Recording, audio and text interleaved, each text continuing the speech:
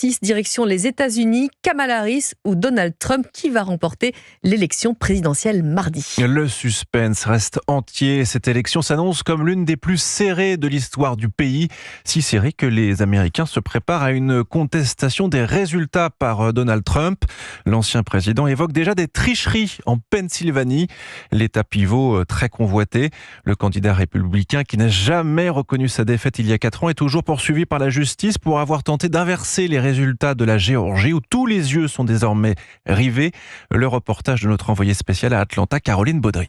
Clôture en fer forgé, détecteur de métaux, le centre électoral du comté de Fulton se prépare. C'est dans cet immense hangar en bord d'autoroute que seront décomptés les votes provenant des différents bureaux, supervisés par Regina Waller. Il y en a 177. Partout, il y aura des personnes chargées de la sécurité. Et bien sûr que nous avons d'autres mesures de sécurité qui sont en place. Mais nous évitons d'en parler car cela pourrait mettre en péril nos stratégies. Le FBI surveille de près les milices organisées qui pourraient débarquer.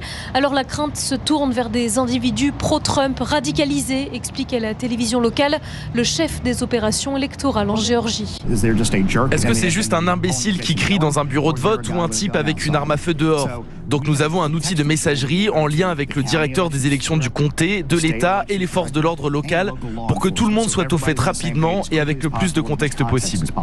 Une menace inédite selon lui, attisée par les rumeurs lancées par Donald Trump sur une triche massive. Il y a 4 ans, le candidat avait appelé personnellement le secrétaire d'État pour lui demander d'y trouver 10 000 voix supplémentaires, ce que le responsable politique du même camp avait fermement refusé. Atlanta, Caroline Baudry, Europe 1.